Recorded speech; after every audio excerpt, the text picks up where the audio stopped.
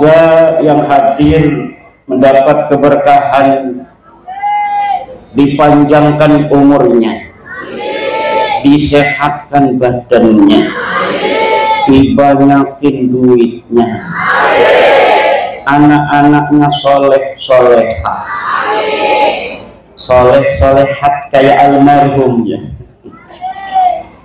Semoga kita semua yang hadir dihitung malam hari ini sebagai amal soleh, idkhalus surur,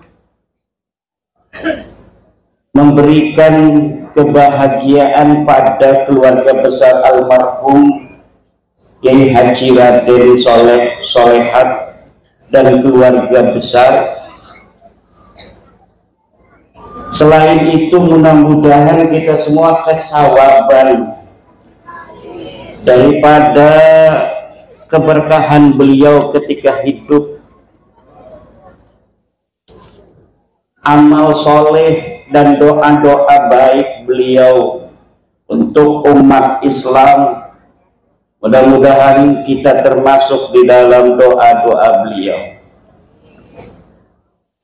Malam hari ini adalah malam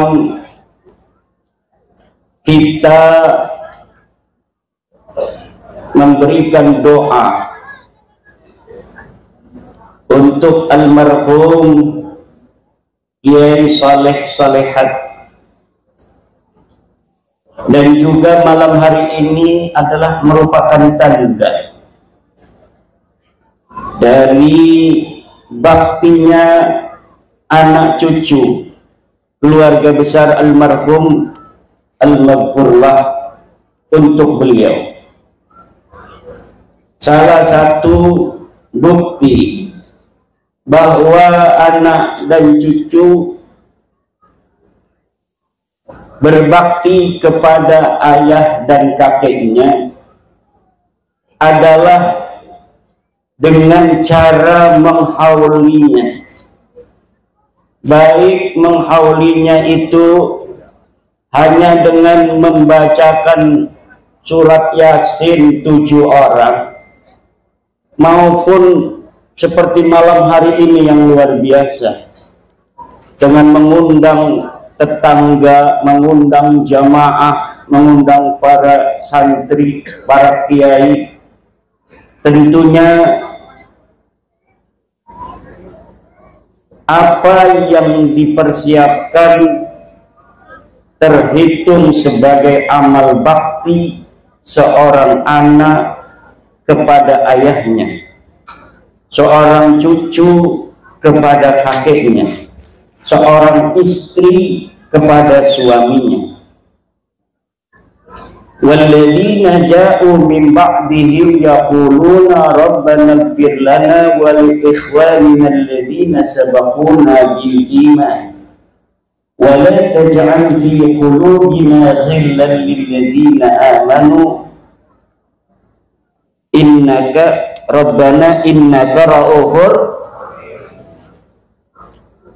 Dan orang-orang yang datang setelah mereka, yaitu anak, santri, dan semua orang yang mengikuti orang-orang yang beriman di dalam imannya, mereka berkata, ya Allah, ampunilah kami dan ampunilah orang-orang yang telah mendahului kami dalam keimanan. Wala taj'al fi qulubina ghillan lil ladzina amanu, dan jangan jadikan di dalam hati kami ghillan, unak-unak, lil ladzina amanu, bagi orang-orang yang beriman. Kata Syekh Nawawi Tenara ketika menafsiri ayat wala taj'al fi qulubina ghillan, ay fayambaghi lil mu'mini ayyadhkura as-sabiqina bid-du'a'i war-rahmah, faman lam yakun kadzalika kana kharijan an jumlatil mu'minin. Kata Syekh Nawawi Tenara dalam tafsir Munirnya, sebanyumasnya, yang bagi sebanyumasnya. Kalau orang Jogja sebagiannya, kalau orang Banyumas sebanyumasnya. Lil mu'mini, bagi orang-orang yang beriman, ayat kuras sabiqin, untuk menyebut orang-orang yang telah lalu, bidu'ai warahmah, dengan doa dan kasih sayang. Faman lam yakun kadzalik, maka siapa orang yang tidak seperti itu, tidak menyebut orang-orang yang telah tiada dengan doa dan kasih sayang, bi andakarahum bisu'in, seperti dia menyebut orang-orang yang telah lalu dengan kejelekan-kejelekannya, kana kharijan min jumlatil mu'minin, maka dia keluar daripada rombongan orang-orang beriman. Selain untuk menyebut orang-orang yang telah berlalu dari keluarga kita, yang telah tiada, haul juga adalah sebagai instrumen bagaimana kita bisa mentauladani kebaikan-kebaikan perjuangan yang pernah dilakukan oleh orang tua kita, oleh guru kita. Kemudian kita mengikuti jalan-jalan mereka. Dan juga acara haul seperti ini adalah upaya kita tetap melestarikan nama beliau, mencatat sejarahnya dalam memori, mencatat sejarahnya dalam ingatan. Alangkah lebih baiknya sejarah itu juga dicatat di dalam catatan. Untuk apa? Agar suatu masa, suatu ketika sejarah ini tidak hilang dari ingatan. Ada catatan sezaman bagaimana sepak terjang dari almarhum, siapa istrinya, anaknya berapa. Kalau diketahui silsilahnya kemana. Biar apa? Biar suatu saat, suatu masa tidak ada orang yang membelokkan silsilahnya. Betul. Zaman sekarang banyak makam-makam yang silsilahnya belok. Betul? Banyak sejarah-sejarah yang tidak berjalan seperti apa adanya. Ada upaya-upaya perebutan peran-peran kesejarahan. Orang di masa lalu berjuang untuk negara dan bangsa. Leluhur orang Banyumas terkenal sebagai pasukan-pasukan Dipanegara. Pangeran Diponegoro yang pada tahun 1825 berjuang membela bangsa, berjuang mengusir penjajah. Bahkan di Banyumas ini banyak sekali yang masih keturunan dari Pangeran Diponegoro. Bagaimana beliau mau keluar dari istana Ngayogyakarta Hadiningrat, memilih berjuang di tengah-tengah hutan, menyepi di Goa Selarong, menyusun taktik mengusir Belanda, menyusun taktik mengusir penjajah. Kemudian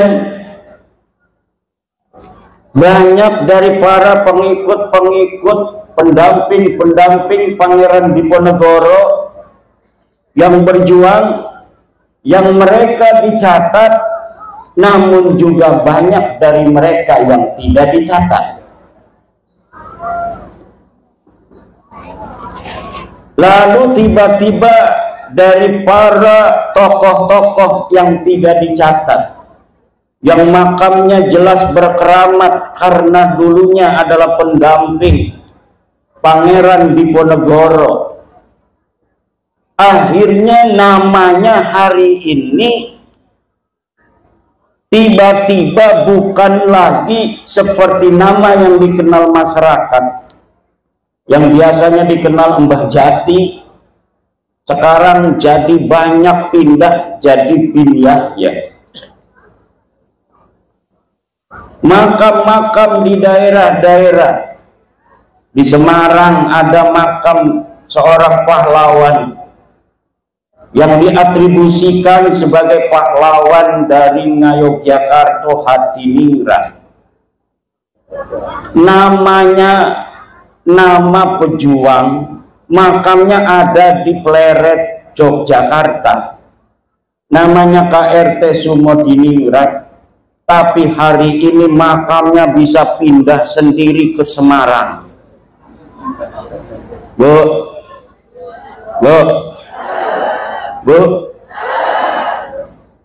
ngedengerin nggak?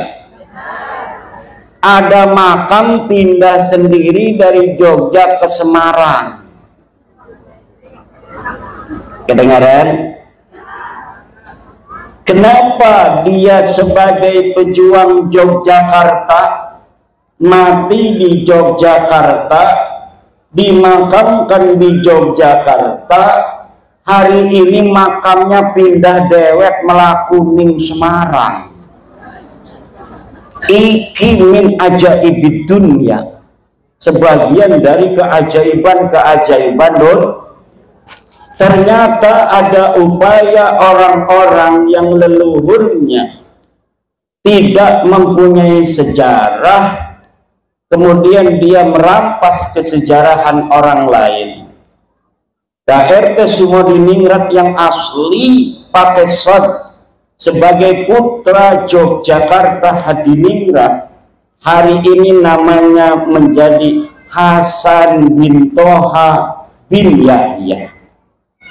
Ini bukan hoax, silahkan buka di Google KRT Sumodiningrat Hasan bin Toha bin Yahya, maka di Wikipedia sudah pindah makamnya bukan lagi di Pleret, Yogyakarta, tetapi di Semarang.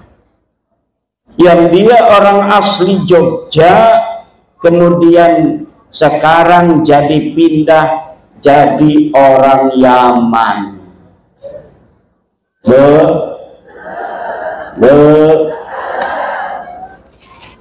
Nanti Kiai Raden Soleh Solehat, kalau hari ini anak cucunya nggak mau ngekholin, nggak mau ditulis juga sejarahnya, silsilahnya ke atas sampai Wali Songo, Sunan Prapen, Sunan Giri, itu nanti bisa jadi Bin Yahya juga. Apalagi kalau anaknya sudah jadi Wahabi, nggak mau ziarah, anaknya sudah nggak mau ziarah kuburan orang tuanya, kuburan kakeknya nggak pernah ditongok-tongok, itu akhirnya bisa ada yang mengklaim karena orang soleh, kata sebagian ulama, di makamnya itu akan ada malaikat-malaikat yang mengamini doa-doa orang yang mendoakan daripada orang soleh yang ada di dalam kuburan itu.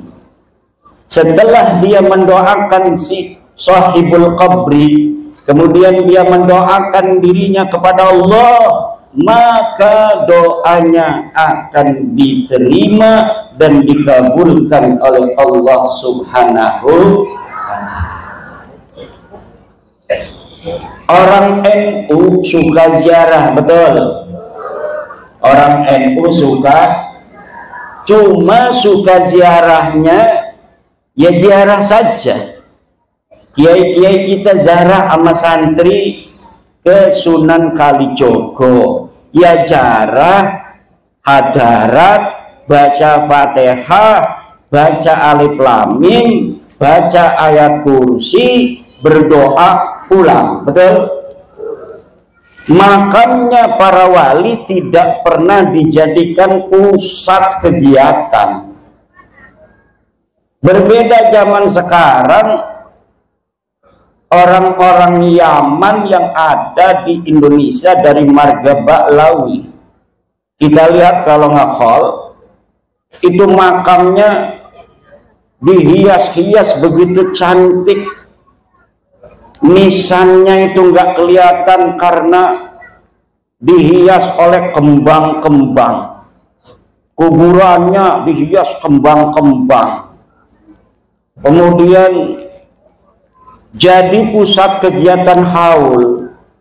Lah orang NU kalau haul ya di rumah, di pondoknya, bukan di makamnya, betul?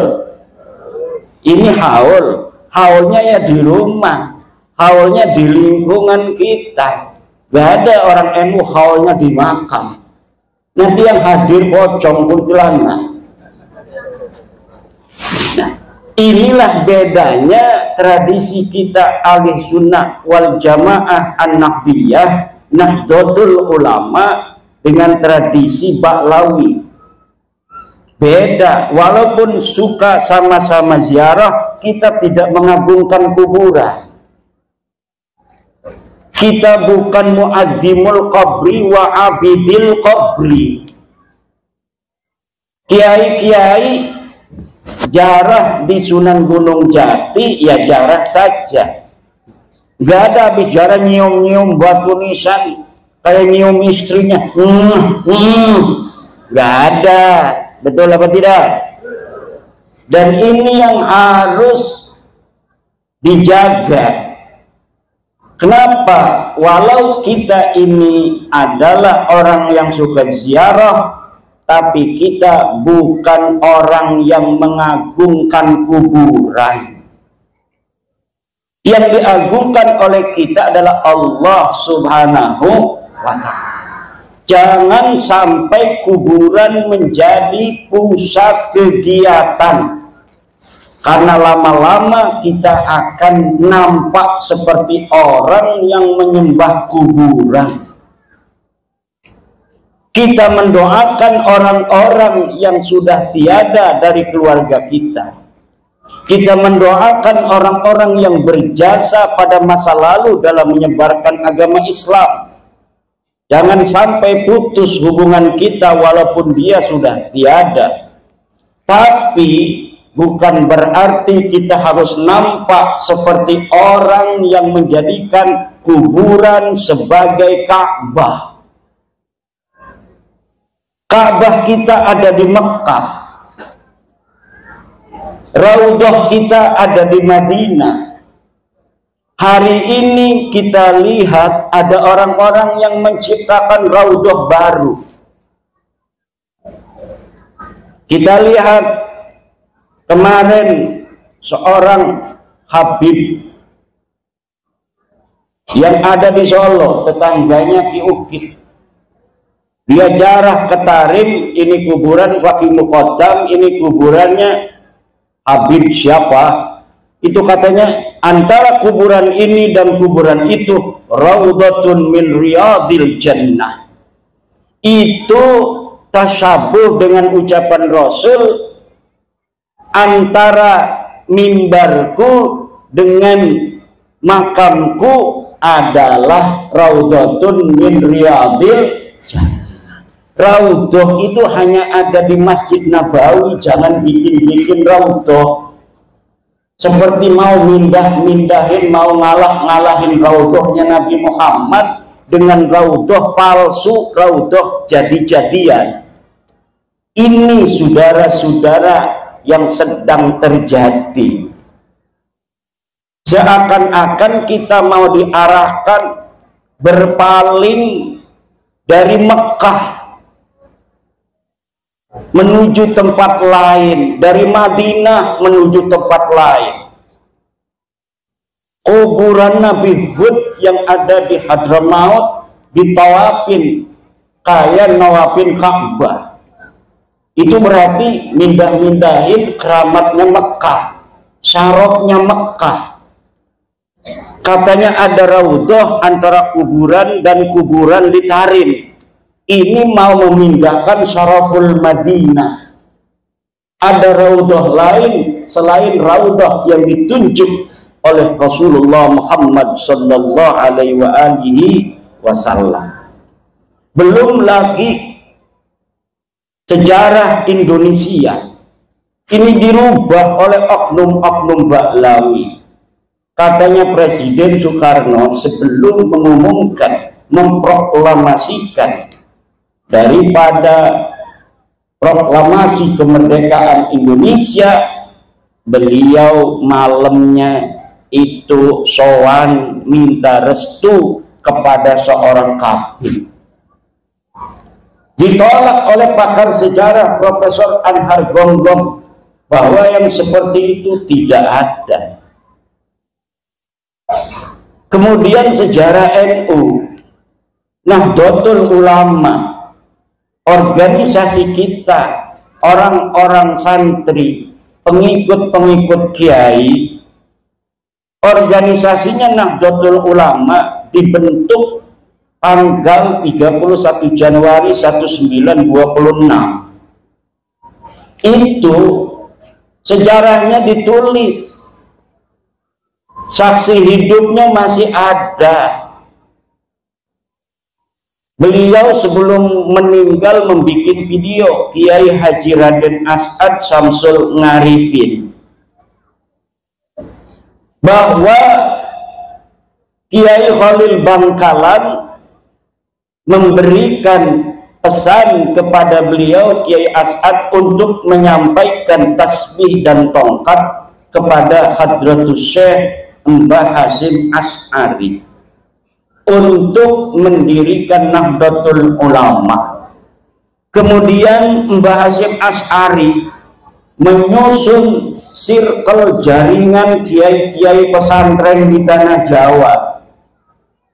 Kemudian berkumpullah ulama-ulama Surabaya di Surabaya, dan kemudian diadakan rapat pendirian Nahdlatul Ulama oleh kiai-kiai Surabaya dan Mbah Hasyim Asy'ari dan yang lainnya. Kemudian berdirilah Nahdlatul Ulama. Itu sejarah aslinya, dituturkan oleh orang yang menjadi saksi bagaimana kronologi daripada terbentuknya Nahdlatul Ulama. Tapi hari ini di sebuah buku disebutkan bahwa pendiri Nahdlatul Ulama selain ulama-ulama yang telah dikenal, ditambah oleh seorang kabir, namanya Kabir Hasyim bin Yahya. Lah ini PBNU kaget, kok bisa ada sejarah baru yang nama ini tidak ada di dalam kesejarahan NU di masa lalu. Buku sejarah NU sudah diterbitkan, kok sekarang ada upaya menambahi tokoh dalam sejarah yang dijadikan sebagai pendiri NU, padahal nama ini tidak ada pada masanya ikut mendirikan NU. Akhirnya Ketua Umum Pengurus Besar Nahdlatul Ulama dalam konferensi pers hasil sidang pleno memerintahkan kepada Rabitah Ma'ahid Islamiyah dan kepada Ma'arif NU untuk menarik buku tersebut dari seluruh madrasah dan pondok pesantren NU. Alhamdulillah. Alhamdulillah. Nah, sekarang mulai terkuat. Hal ini ibu bapak hadirin ma'asyiral muslimin rahimakumullah sangat penting. Jangan-jangan kalau kita tidak memiliki perhatian yang besar terhadap sejarah bangsa kita, maka kita akan dipisahkan oleh kesejarahan leluhur kita di masa lalu. Kata seorang politisi, kalau kita ingin menguasai suatu bangsa, kita tidak usah dengan kekuatan tentara perang, tapi cukup hancurkan sejarah bangsa itu, maka nanti kita akan bisa menguasai bangsa itu. Politisi Jerman mengatakan, hapus sejarah suatu bangsa, maka satu generasi ke depan para bangsawannya akan merasa seperti orang biasa, dan pada generasi selanjutnya mereka akan menjadi seperti kambing. Sejarah bangsa kita yang luar biasa, ibu-ibu. Ibu-ibu ini turunan daripada bangsa Nusantara. Bangsa naon? Ngertos itu bahasa Sunda? Ngertos? Alhamdulillah, saya yang gak bisa bahasa Sunda. Saya walaupun orang Banten ngomongnya Jawa, kayaknya mah pengen wong Banyumas.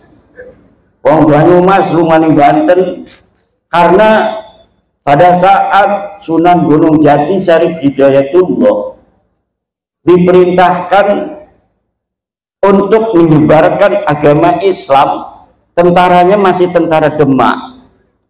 Tentara Demak itu ya dari Demak, Semarang, Brebes, Tegal, Banyuwangi, Pemalang, Cirebon, datang ke Banten. Jadi yang bersama dari para penyebar agama Islam Banten pertama itu banyaknya orang-orang Demak, orang-orang Banyumas. Maka ngomongnya bodoh. Orang oh kayak wong Solo. Ada ngapa? Wong Kresek Tenara ngomongnya apa? Apa sih lah? Pada karo Kang Agus Mariono dari PKC Cina. Kata Pak Andi Kurniawan, ini orang-orang yang sedang meluruskan sejarah Indonesia ini. PWI, Perjuangan Wali Songo Indonesia, Laskar Sabilillah ini antek-antek Cina komunis. Pimpinannya 3, 1 Agus Mariono, ini orangnya nih. Yang ketua PWI Banyumas itu disebutin oleh Andi Kurniawan, orang HTI. Kedua Mogi Tubagus Mogi Nur Fadil, ini antek Cina bener nih, kelihatan. Yang ketiga baru saya Imaduddin, katanya antek Cina.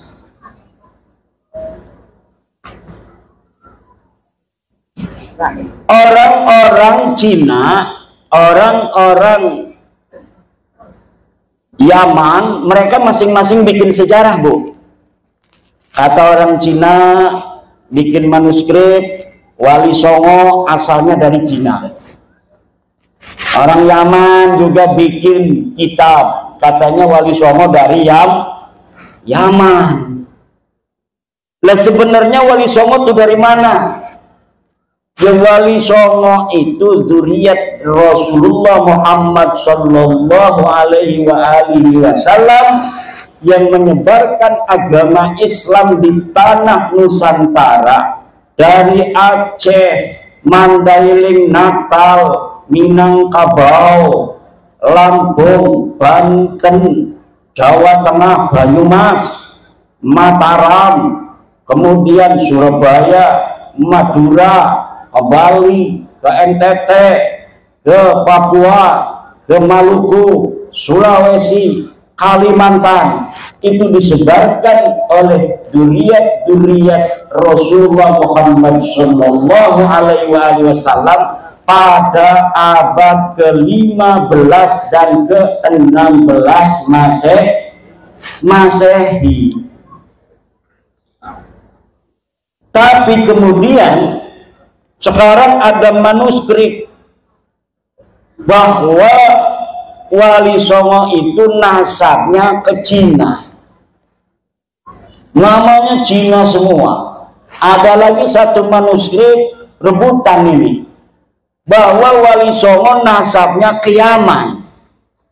Lah, ini sebenarnya kemana Wali Songo? Kita keluarga Wali Songo memiliki manuskrip yang setelah bab nasab ini muncul ke permukaan mulai dibuka.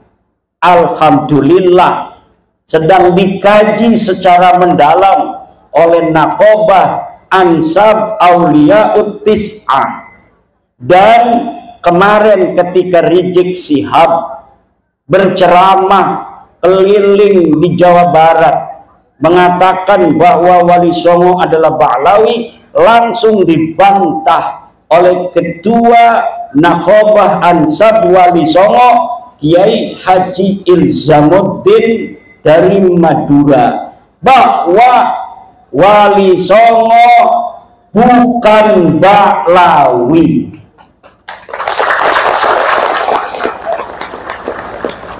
Pernyataan daripada ketua Naqobah Ansab Auliyaut Tis'ah itu bisa ibu bapak dengarkan dan tonton di YouTube.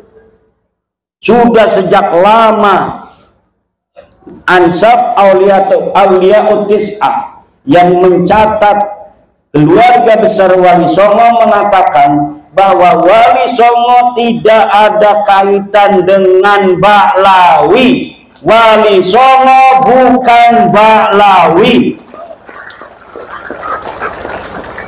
Wali Songo bukan Assegaf, Wali Songo bukan Syihab, Wali Songo bukan Semit, Wali Songo bukan Al-Idrus, Wali Songo bukan bin Yahya. Lalu kemana? Sebagian Wali Songo adalah keturunan Syekh Abdul Qadir Al-Jailani, dan sebagiannya lagi adalah keturunan daripada Sayyiduna Musa Al-Kadzim.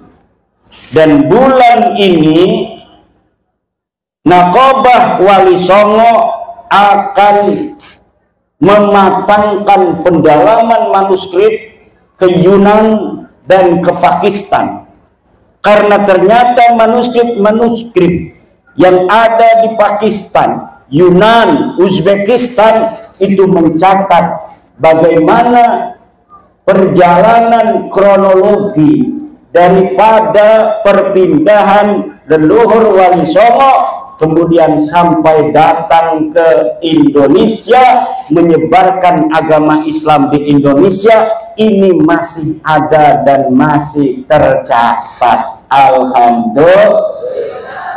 Doakan mudah-mudahan secara presisi. Ini masih belum final 100% sejarah Wali Songo, karena adanya pembelokan pada tahun 1960 Masehi. Setelah merdeka itu terjadi pembelokan silsilah. Yang pertama, pembelokan yang bisa saya deteksi dari kitab-kitab karya Salim bin Jindan, seorang habib yang dia menulis silsilah daripada Mbah Khalil Bangkalan, kemudian silsilahnya disambung ke Ba'lawi. Yang kedua yang telah diterbitkan oleh Ba'lawi adalah kitab Samsud Dohiro. Kitab Samsud Dohiro karya Abdurrahman Al-Masbur tahun 1984, baru puluhan tahun kemarin, mencatat silsilah Wali Songo disambungkan kepada seseorang bernama Abdul Malik Azmat Khan bin Alwi Amul Faqih bin Muhammad Sohib Mirbat Ba'alawi. Ternyata setelah saya mempelajari sosok-sosok ini yang disebutkan oleh Ba'alawi untuk nama-nama yang disambungkan kepada Wali Songo, semuanya namanya fiktif.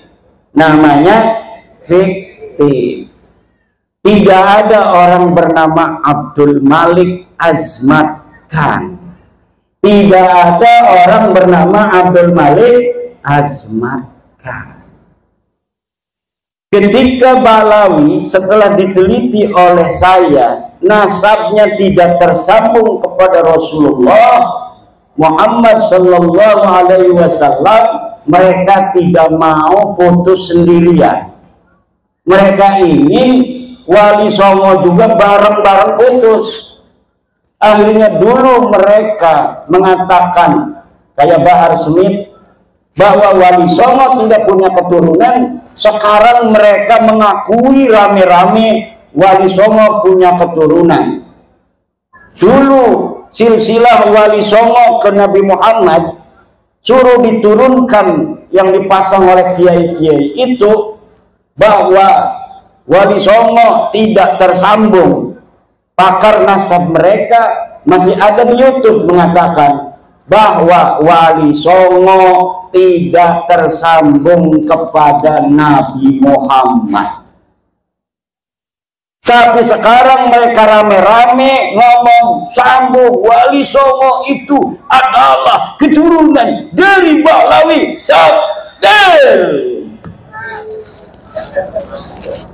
Gimana dulu katanya bukan. Bahkan ada seorang turunan Wali Songo diundang ceramah di Bekasi. Tahu panitianya kalau dia keturunan Sultan Maulana Hasanuddin dari Banten. Kalau Sultan Maulana Hasanuddin kan anaknya Sunan Gunung Jati Syarif Hidayatullah. Panitianya tahu kalau Syarif Hidayatullah keturunan Nabi Muhammad. Yang dia tahu turunan Nabi Muhammad gelarnya Kabir. Ditulis di sebuah banner, ikuti ceramah agama oleh Al-Habib Tubagus Ahmad. Ini tiba-tiba ini dari Ba'alawi bawa Mukibin mukulin Tubagus dari Banten itu yang ditulis oleh panitia sebagai Al-Habib Tubagus Ahmad. Marah kita, apa urusan lo? Itu katanya pakai nama-nama Al-Habib. Al-Habib itu turunan Nabi, sedangkan keluarga Sultan Banten itu tidak terbukti sebagai keturunan Nabi. Dulu sekali. Sekarang mereka datang rame-rame mohon-mohon jarah, bawa ribuan orang mohon maaf kepada Sultan. Tunduk-tunduk, nangis-nangis di makam Sultan Hasanuddin. Ya Sultan, ya Sultan. Dulu ngeledek-ledek, sekarang datang rame-rame nangis-nangis. Sebagai ketunjukan kepada Wali Songo, terutama Sultan Maulana Hasanuddin Banten bin Sunan Gunung Jati Syarif Hidayatullah.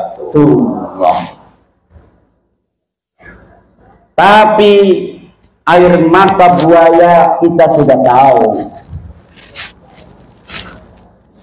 kita sudah mengerti.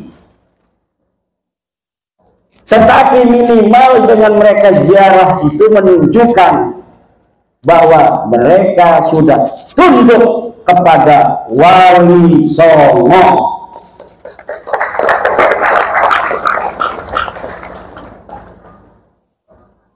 Karena memang dalam kesejarahan Islam di Indonesia, dukhulul Islam di Nusantara disebarkan oleh Wali Songo. Syuhrah wal istifadah dari masa ke masa bahwa penyebar agama Islam di Indonesia adalah Wali Songo. Wali Songo itu apakah hanya 9? Bukan. Wali Songo itu istilah untuk orang-orang yang setiap generasi menyebarkan agama Islam di Nusantara. Tetapi untuk di Jawa itu jumlahnya kebetulan 9. Jadi ketika kita mengatakan penyebar agama Islam di Indonesia adalah Wali Songo, itu maksudnya adalah wali-wali walaupun bukan 9 yang ada di Nusantara. Karena di Aceh sebelum Jawa sudah beragama Islam, disebarkan oleh para wali-wali di Riau, di Jambi, di Palembang, Mandailing, Natal, Minangkabau dan sekitarnya. Itu Islam sudah masuk terlebih dahulu, kemudian masuk ke tanah Jawa. Kebetulan di tanah Jawa mengalami kegemilangan penyebaran Islam. Di tanah Jawa ini orang-orang yang menyebarkan agama Islam waktu itu ditulis oleh Agus Sunoto memiliki kecemerlangan, memiliki kegemilangan di dalam menyebarkan agama Islam. Akhirnya dalam waktu yang tidak terlalu lama orang Jawa mayoritas masuk Islam pada abad ke-15 dan ke-16. Alhamdulillah. Kalau melihat dari Banten saja, Banten secara gemilang masuk Islam keseluruhan itu kalah dengan orang Banyumas. Kenapa? Karena Banyumas lebih dekat dengan Demak. Sudah ada orang Islam di Banten, masih di daerah utara, daerah-daerah pantai yang memiliki interaksi dengan pedagang-pedagang Islam dari Arab, dari Pasai, dari Perlak, Gujarat. Tetapi secara masif Islam berkembang adalah ketika Sunan Gunung Jati Syarif Hidayatullah menaklukkan daerah-daerah Jawa Barat bagian kulon dengan kemudian menikahi Nyai Kaum Anten. Syarif Hidayatullah istrinya itu namanya Nyai Kaum Anten, bukan Nyai Rara Santang. Betul? Udah salah pakai takbir lagi, malu-maluin. Nyai Rara Santang Sunan Gunung Jati punya istri Nyai Rara Santang, saudara. Salah, pakai takbir salah lagi. Itu mendegradasi takbir. Na'udzubillah. Lalu sejarah masuknya Islam di Indonesia apakah sekarang sudah benar? Lihat di kitab-kitab yang dikarang oleh Ba'lawi. Ada beberapa kitab yang tidak beredar di kalangan umum, tidak beredar di kalangan pesantren, tapi bisa di-download di internet. Ba'lawi mengarang, menulis sejarah masuknya Islam di Indonesia. Seperti Alwi bin Thahir, Ba'lawi mengarang sejarah masuknya Islam di Indonesia dalam bukunya Al-Madkhal fi Dukhulil Islam fi Syarqil Aqsa. Di dalamnya mereka mengatakan bahwa Islam masuk ke Indonesia oleh Bahlawi. Kitab yang kedua, Rihlatu Jawa Al-Jamilah, karangan Soleh Al-Hamid. Di dalam kitab itu pun dikatakan penyebar agama Islam dari Bahlawi, Yaman.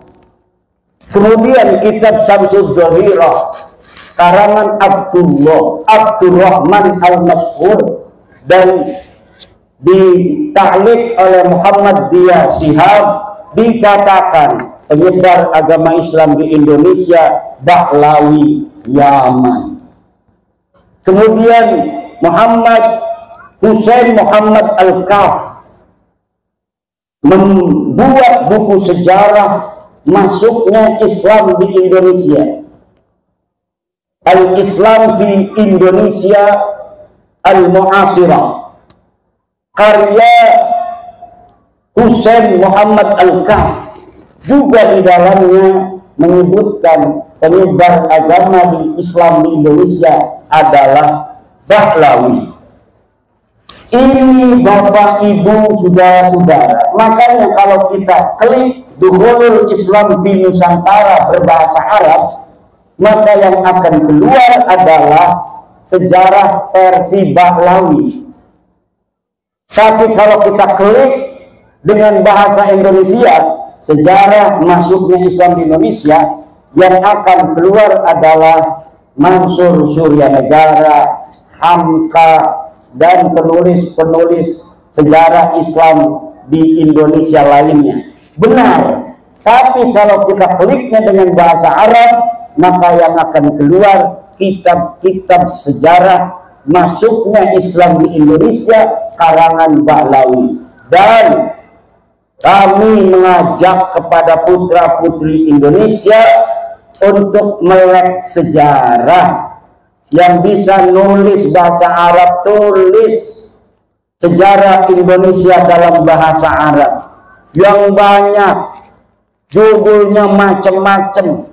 Buka manuskrip dari Nusantara, baca buku-buku antropologi, historiografi yang ditulis oleh orang-orang Portugis, yang ditulis oleh orang-orang Spanyol, yang ditulis oleh orang-orang Cina, yang pada abad ke-14, ke-15, ke-16 orang-orang dari Portugis sudah datang ke Indonesia, mencatat dalam Summa Oriental, mencatat dalam The Asia, mencatat di dalam kitab-kitab lainnya keberadaan Wali Songo di Indonesia pada saat itu. Tetapi hari ini sejarah itu banyak yang berubah. Maka para penulis, para pemuda yang punya YouTube-nya angkat masalah sejarah. Buka itu karya ulama-ulama Indonesia. Buka itu karya-karya ilmiah ulama-ulama kita dalam sejarah, angkat di dalam YouTube. Yang bisa nulis di web, nulis di web. Yang bisa nulis buku, nulis buku. Yang bisa di Instagram, Instagram. Yang bisa di Facebook, Facebook. Kenapa? Untuk melawan narasi-narasi sejarah yang dibelokkan oleh oknum-oknum yang ingin menguasai kesejarahan Indonesia masa lalu, agar mereka yang ada hari ini bisa mendapatkan manfaat dari apa yang ditulis oleh sejarah mereka tentang leluhur mereka yang palsu. Leluhur mereka tidak punya andil apapun di dalam kesejarahan bagaimana menyebarkan Islam, tapi mereka ingin ditulis leluhurnya sebagai penyebar agama Islam. Leluhur mereka tidak ada andil di dalam perjuangan kemerdekaan Indonesia, tapi hari ini mereka ingin dicatat leluhurnya sebagai pejuang kemerdekaan Indonesia. Padahal leluhur mereka adalah orang-orang yang ikut Belanda menjadi antek-antek Belanda. Surat-surat mereka masih ada. Bagaimana korespondensi mereka dengan Belanda? Doa-doa ulama-ulama mereka masih ada sampai sekarang di Leiden, Belanda. Saya pernah ke perpustakaan Leiden di Belanda, membaca doa-doa ulama-ulama mereka untuk kerajaan Belanda, untuk Ratu Wilhelmina, agar kekuasaannya di tanah Nusantara dilanggengkan oleh Allah Subhanahu wa Ta'ala. Tapi hari ini mereka ingin leluhurnya dianggap sebagai pejuang. Atau cara yang lain adalah orang-orang yang sudah jelas pahlawan seperti Imam Bonjol, kemudian nasabnya disimpangkan ke Baklawi. Katanya Imam Bonjol itu marganya bin Syihab, Pangeran Ponegoro marganya itu Bakbud apa? Asegaf. Macam-macam itu dibelokkan. Di Ponegoro marganya apa katanya? Ada Asegaf, dari keluarga Bakbud menganggapnya Pangeran Ponegoro Bakbud. Kemudian dari keluarga bin Yahya menganggapnya bin Yahya. Nah, nanti yang benar yang mana? Semuanya pengen leluhur mereka dianggap pahlawan, walaupun mereka yakin itu pahlawan palsu. Kenapa mereka tidak takut kepada Allah ketika mereka memalsukan itu? Ini pertanyaan besar. Kok kayak nggak takut sama Allah? Kok nggak kayak percaya adanya hari hisab? Mereka tahu Pangeran Diponegoro itu adalah putra daripada Hamengkubuwono III. Udah tahu ada sejarahnya. Dia asli orang Jawa. Tapi kenapa kemudian mereka tidak malu untuk membelokkan leluhurnya Pangeran Ponegoro diakui sebagai orang Yaman? Ini tidak masuk akal-akal fitri. Ini ada masalah dengan akal mereka ini. Kalau sampai ketahuan apa enggak malu? Buktinya sekarang sudah ketahuan, tapi pelangga-pelongo bayar aku. Kemeliti. Kemudian ada Mbah Abdul Malik Banyumas. Mbah Abdul Malik Banyumas asli wong Banyumas, ngomongin apa? Katanya itu adalah bin Yahya. Masya, yang masih hidup Al-Mukarram As-Syekh Maulana Roma Irama. Daripada Maulana-Maulana yang lain itu yang jelas saja sih perjuangannya pada Islam. Roma Irama, betul. Lagu-lagunya kita dengerin, lagu Roma Irama, Masya Allah, sebujur bangkai kita ingat mati, betul. Daripada orang ceramah halu-halu Mi'raj 70 kali, leluhurnya bisa membuat rantai dari emas, bisa susah, luar biasa ini keramat-keramat, memadamkan api neraka, bisa menyalati orang yang mati walaupun leluhurnya sudah mati ratusan tahun. Dicekoki umat Islam Indonesia dengan khurafat-khurafat. Wih, kayak orang Muhammadiyah, orang Wahabi ngomong khurafat-khurafat katanya. Bukan, Pak. Karomah dan khurafat itu beda. Kalau di dalam kitabnya Imam Asy'arani itu menulis keramat-keramat para aulia. Walinya ada, keramatnya zahir, orang tahu semua, ditulis oleh Imam Asy'arani, itu namanya keramat. Tapi kalau orang biasa kayak Muhammad Shahid Mirbad yang tidak ada keterangan dia ulama, kemudian disebutkan keramatnya, itu namanya khurafat, cerita-cerita palsu. Untuk apa tujuannya? Glorifikasi leluhur mereka yang tidak mau kalah dengan wali-wali lain yang ditulis keramatnya. Kalau Syekh Abdul Qadir Jailani, keramatnya zahirun muntasyarun, itu ditulis dan ada saksi dari kitab-kitab yang satu masa dengan Syekh Abdul Qadir Al-Jailani. Syekh Abdul Qadir Al-Jailani satu masa dengan Ibnul Jauzi. Ibnul Jauzi menulis dalam kitabnya bahwa ada di Baghdad seorang ulama besar namanya Syekh Abdul Qadir Al-Jailani, seorang sufi yang sangat dicintai oleh orang-orang yang awam, yang dia menulis kitab-kitab keramatnya zahir disaksikan orang banyak. Tapi kalau Faqih Muqaddam Bahlawi, leluhurnya Kabid-Kabid yang katanya bisa mi'raj 70 kali, saya cari nama Faqih Muqaddam di abad ke-6 dan ke-7 Hijriah, ada tidak ulama yang mencatat seseorang yang bernama Faqih Muqaddam? Tidak ada seseorang yang bernama Faqih Muqaddam. Dia orang Tarim, dia orang Yaman. Kitab di abad ke-7, ke-8 banyak sudah ditulis tentang ulama. Siapa saja yang ada di Tarim, tidak ada yang menyebut seseorang bernama Faqih Muqaddam yang dianggap wali dan keramat pada masa dia hidup, apalagi bisa mi'raj ke langit 70 kali dalam sehari. Terayat.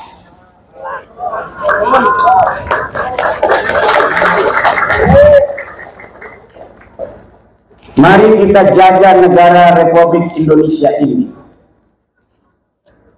Tugas besar bagi putra-putri Indonesia, pembelokan sejarah yang terjadi baik dari sisi peradabannya maupun kemudian sejarah masuknya Islam di Indonesia. Tugas besar, wahai orang-orang di UI jurusan sejarah, calon-calon doktor sejarah, jangan asal comot referensi, tapi verifikasi referensi itu apakah referensi yang dapat dipercaya atau referensi palsu.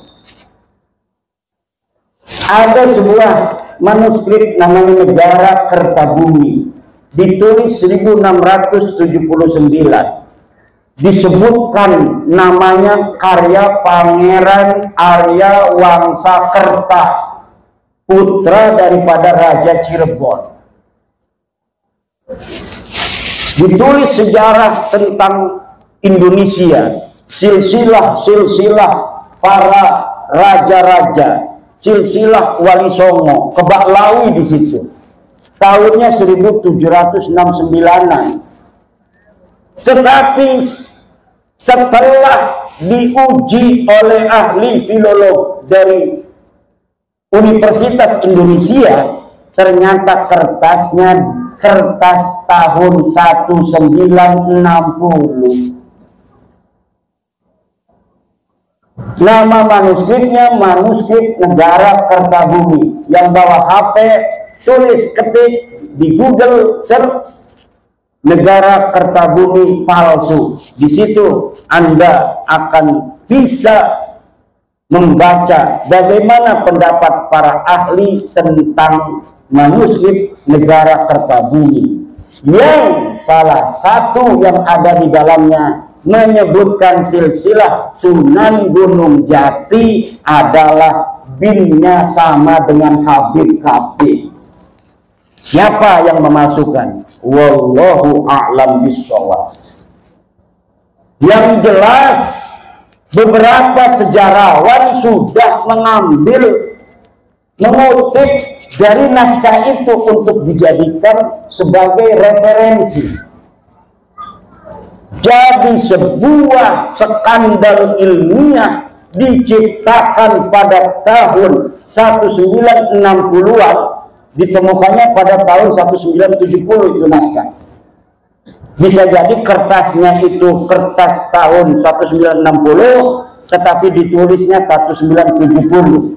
Karena waktu itu kebetulan Pemda Jawa Barat sedang ada proyek untuk pencarian manuskrip. Mungkin ini skandalnya, ya ini lagi ada proyek nih, ratusan juta, kita bikin aja manuskripnya, nanti supaya dibeli oleh pemerintah daerah waktu itu yang lagi mencari kesejarahan tanah Sunda. Ini, sekarang ini saya dapat untuk mengira-ngira, menganalisa, kenapa sekarang ini saya agak cerdas di dalam membongkar kepalsuan-kepalsuan sejarah. Karena semenjak saya meneliti nasab Ba'lawi yang sudah terbukti bukan keturunan baginda Nabi besar Muhammad SAW ini, saya banyak membaca kitab-kitab sejarah Ba'lawi yang setelah dikolaborasi dan dimuqabalah dengan kitab-kitab lainnya, ternyata sejarahnya palsu. Bahkan ada satu kitab yang namanya Tarikh Sambal, baru diketemukan katanya manuskripnya, ternyata setelah diteliti pada abad 10 Hijriah itu yang dikatakan adalah sebagai tahun di mana Syekh Sambal ini hidup, ternyata orangnya saja Syekh Sambal ini terindikasi kuat fiktif. Dan kalau misalnya kitab Tarikh Sambal ini betul-betul dibuat dari manuskrip abad yang ke-10, mana sekarang manuskripnya? Katanya manuskripnya sudah hilang lagi. Kemudian ada kitab manuskrip asli, namanya manuskrip Tarikh Ibnu Hisam. Di dalam Tarikh Ibnu Hisam tidak ada berita tentang Fakih Muqaddam. Tetapi kemudian ketika dicetak oleh Muhammad Al-Habsyi, di dalam versi cetaknya itu ada nama Fakih Muqaddam. Akhirnya saya sekarang berkesimpulan, sejarah Indonesia pun tidak aman dari pembelokan-pembelokan pada masa lalu. Maka kerja keras Mbah Dunyo akhirat. Ini youtuber-youtuber cerdas dari Banyumas, karena memang terahnya ini terah pejuang orang-orang Banyumas. Youtubernya juga nggak punya urat takut sama sekali. Youtuber lain itu pada ngumpet, wajahnya nggak kelihatan, ada yang pakai topeng segala. Lah ini youtuber Banyumas, wajahnya yang ganteng itu kelihatan. Masya Allah. Dan ketika tesis saya keluar, kebanyakan youtuber yang mengangkat tentang tesis saya itu dari Banyumas dan sekitarnya. Maka Banyumas akan tercatat dalam tinta sejarah bahwa pada tahun 2002, 2003, 2024 dalam mengungkap siapa sebenarnya Habib Ba'lawi, yang ada tesis mengatakan sebenarnya dengan sesungguhnya dengan hasil penelitian yang seksama teliti bahwa mereka bukan keturunan baginda Nabi besar Muhammad SAW. Di situ ada peran pejuang-pejuang Banyumas. Sejarah akan mencatat ini. Tidak sembarangan. Ini bukan kebetulan. Ini bukan kebetulan. Banten, Banyumas, Banyuwangi. Banten kepalanya, Banyumas pusernya, Banyuwangi ujungnya, kakinya. Kalau Banten kepalanya sudah mikir, Banyumas pusernya itu cepet, ini bisa mati orang. Tapi sekarang Banyumas sudah terbuka, tinggal kakinya Banyuwangi. Ini apakah sudah ada kayak di Banyuwangi? Sudah ada kakinya berjalan. Pantas sekarang sudah terbukti benar-benar bahwa Bahlawi, Habib itu terbukti secara ilmiah, ilmu nasab, ilmu sejarah dan tes DNA, mereka bukanlah keturunan baginda Nabi Muhammad Sallallahu Alaihi Wasallam. Dan ini kita di dalam memutuskan itu tidak berdasarkan kebencian, tidak berdasarkan kajian ilmiah yang sesungguhnya. Kita kasihan kepada mereka. Sekarang kita kasih tahu, ente bukan turunan Nabi, maaf.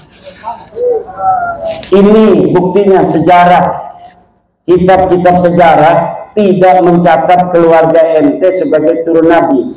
Ini kitab-kitab nasab leluhur ente tidak dicatat sebagai keturunan Nabi. Ini hasil tes DNA keluarga ente dari Yaman, sudah 180 orang yang tes DNA dan semua tes DNA-nya haplogrupnya G. Kalau keturunan Nabi haplogrupnya J1. Kalau orang-orang yang haplogrupnya G itu menunjukkan dia bukan hanya bukan keturunan Nabi, tapi mereka juga bukan orang Arab. Haplogrup G itu orang Turki yang ada hidup di wilayah Kaukasus.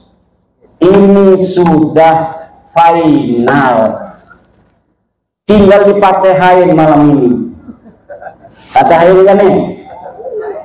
Kita patehain bahwa bapak-bapak, ibu-ibu yang hadir pada malam hari ini sudah final hasil penelitian bahwa satu, Bahlawi Habib ini dari bin Syihab, bin Semi, As-Segaf, Al-Idrus, bin Yahya dan sebagainya bukan keturunan baginda Nabi besar Muhammad Sallallahu Alaihi Wasallam.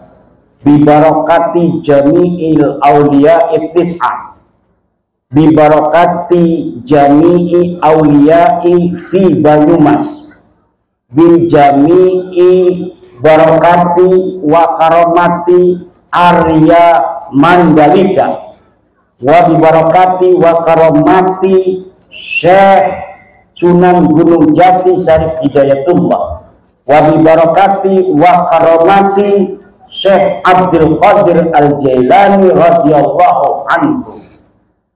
Al-Fatihah. Alhamdulillah.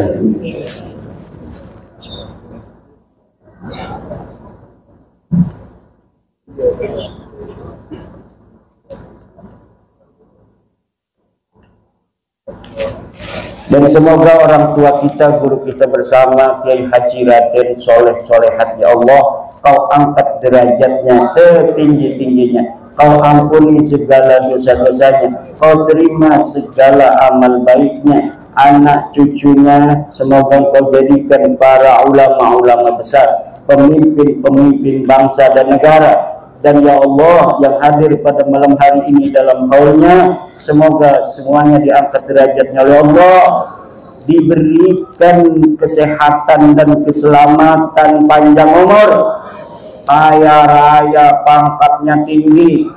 Polisi yang sekarang hadir ya Allah jadiin Kapolri, tentara yang hadir jadiin Panglima TNI. Kalau tidak beliau nanti anak cucunya, amin ya Allah ya Rabbal. Banser PWI yang hadir banyakin duitnya, kaya raya, bikin pabrik semuanya nih. Kita bangun Banyumas ini, sini pabrik sendal, sini pabrik sepatu yang punya Banser dan PWI. Amin. Ibu-ibunya nikahin anak perawannya sama Banser. Kiai aja dijaga, apalagi anak ibu-ibu. Amin. Mau pilih Banser apa pilih Kiai? Jawab. Banser kalah. Kayaknya Kiai katanya. Bu, Kiai mah udah punya istri, nggak apa-apa. Bu, sama Kiai boleh. Udah punya istri nggak apa-apa. Kalau Banser masih jejaka. Kiai udah punya istri boleh. Boleh nggak apa-apa. Itu jawab sendiri saya. Bu, Bapak, alhamdulillah silaturahmi kita malam hari ini insya Allah diberkahi oleh Allah Subhanahu wa Ta'ala, dan semoga PWI yang diketuai oleh Kang Mas Agus Mariono akan dilantik nanti pada tanggal 10, akan membawa barokah dan manfaat untuk umat Islam khususnya di Banyumas, umumnya di Indonesia. Mari kita ingatkan generasi muda kita untuk menjaga sejarah bangsa Indonesia, untuk menjaga sejarah Islam Indonesia, untuk menjaga sejarah jam'iyah kita, jam'iyah Nahdlatul Ulama, untuk menjaga kiai-kiai Nusantara, kemuliaannya dan kehormatannya, untuk menyebarkan paham toleransi, menyebarkan paham-paham kebangsaan, persatuan. Kita tidak memusuhi siapapun. Yang sedang kita luruskan nasab mereka, bukan berarti kita membenci mereka. Betul? Kita meluruskan nasab mereka dan kekurangan ajaran mereka di dalam merubah sejarah NU, sejarah negara, sejarah perjuangan bangsa. Kalau itu sudah tidak dilakukan, mereka ingin hidup bersama kita, kita harus terima. Siap? Kita orang Nusantara diajari budi luhur yang tinggi tiada tara. Betul? Kita diajari oleh orang tua kita kesopanan, kita diajari kesantunan, kita diajari kasih sayang terhadap siapapun.